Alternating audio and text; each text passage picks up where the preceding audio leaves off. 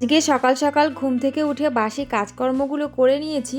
তারপর ভাবলাম আগে টিফিনটা করে নিই, তারপর বাকি কাজগুলো করব। রোজ তো একরকমভাবে চলা সম্ভব নয়, তাই আজকে একটু অন্যরকমভাবেই দিনটা শুরু হলো। এখন 6:30 মতো বাজে। এখন থেকে তোমাদেরকে সাথে নিয়ে আমার ব্লগটি শুরু করছি। আশা রাখছি ভিডিওটি ভালো লাগবে। নমস্কার বন্ধুরা, সুপ্রভাত, রাধে রাধে। কেমন আছো সবাই? আশা করছি সবাই ভালো আছো, আর আমরাও বেশ ভালোই আছি। SSDK ব্লগসের আরও একটি নতুন ভিডিওতে সবাইকে স্বাগত।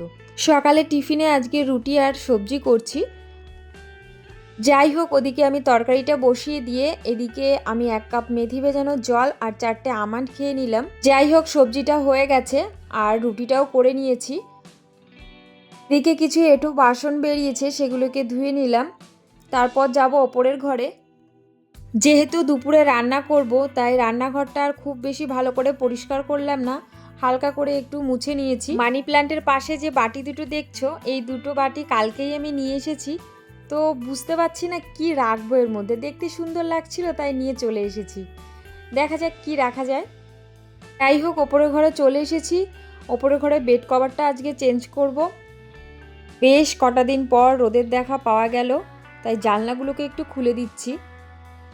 গিটারটায় রোদ লাগাতে বারণ করেছে, তাই জানলার মিডিলটায় রাখলাম যাতে রোদটা না লাগে। বৃষ্টির পর যখন রোদের দেখা পাই তখন যে মনটা এত খুশি হয়, মনে হয় যেন ঘরের সমস্ত কিছুই বাইরে রোদে দিয়ে দিই। জানো তো, খাটের এই দিকটা বেড কভারটা গুছতে আমার খুব অসুবিধা হয়, যেহেতু দেওয়ালের সঙ্গে একদমই সাঁটানো, আর এখানে হাত ছাড়া আর চিরুনি দিয়ে বা অন্য কিছু দিয়েও এখানে গোজা যায় না, তাই ভীষণ অসুবিধা হয়। খাটের এপাশে একটা আলমারি আছে, আর খাটটা যে মিডিলে রাখবো সেটারও তো উপায় নেই।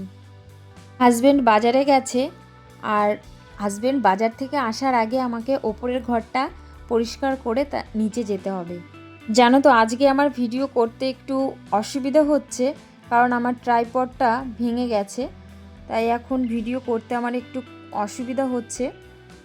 আজকে আমার চুড়িদার পরে থাকার কারণটা হচ্ছে, আমি সকালে ভেবেছিলাম হাজব্যান্ডের সঙ্গে বাজারে যাব, যেহেতু সকাল সকাল টিফিনটা করা হয়ে গেছে, তাই ভাবলাম একটু বাজার থেকেই ঘুরে আসব। কিন্তু হাজব্যান্ড বলছে, না, তুমি ঘরের কাজগুলো কমপ্লিট করে নাও, আমি বাজার করে তাড়াতাড়ি চলে আসব। রোজ একই রকম রুটিনে চলতে চলতে দেখবে একটু একঘেয়েমি লাগে, তখন যদি রুটিনটা একটু চেঞ্জ করা হয় তাহলে বেশ ভালোই লাগে। জানো তো, 2 মেয়েরই শরীর খারাপ, ওদের একটু পেট খারাপ হয়েছে, তাই হাজব্যান্ডকে বললাম ওদের জন্য একটু ওআরএস আনতে। বাচ্চাদের শরীর খারাপ থাকলে ঘরের কাজ করতে কিন্তু একদমই মন বসে না।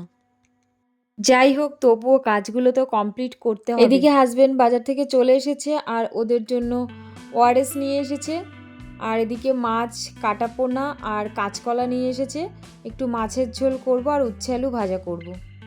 আমার মা বলে যে পেট খারাপ হলে কাঁচকলার ঝোল খেলে পেট খারাপ ঠিক হয়ে যায়।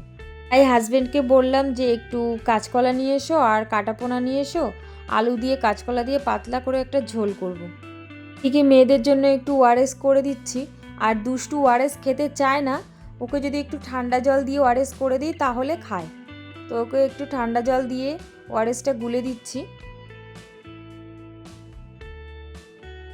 দুষ্টুকে আমি এমনিতেই ওআরএসের জলটা খাওয়াই, সেটা ওর পেট খারাপ হোক বা না হোক, কারণ ডাক্তার ওকে ওআরএসের জলটা মাঝে মধ্যেই খাওয়াতে বলেছে।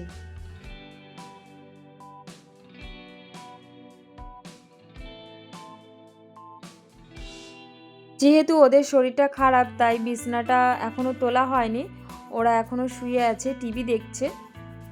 সোনা একদমই স্কুল বন্ধ করতে চায় না, কিন্তু আজকে শরীরটা খারাপ তাই স্কুলে আর পাঠাইনি।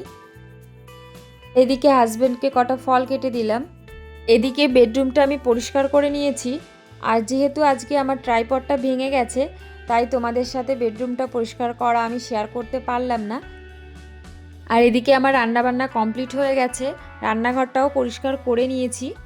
আর ওই যে তখন বলছিলাম বাটিটায় কি রাখবো, তো উচ্ছে আলু ভাজা করেছি, ওটা আমি রেখেছি, দেখতে বেশ ভালোই লাগছে। যাই হোক, ঘরগুলো সব মুছে নিয়ে আমি স্নান করে পুজো দিতে চলে এসেছি। জানো তো, আমি খুব কম বয়সে দীক্ষা নিয়েছি। যেটাকে অনেকে বলে গুরু মন্ত্র। এই গুরু মন্ত্রটা আমি 16 বছর বয়সে নিয়েছি। তো তখন থেকেই আমি জপ করি। যেহেতু আমাদের বাপের বাড়ি কৃষ্ণ মন্ত্রে দীক্ষিত, তাই অনেক ছোটোবেলাতেই আমাদেরকে দীক্ষা দেওয়া হয়।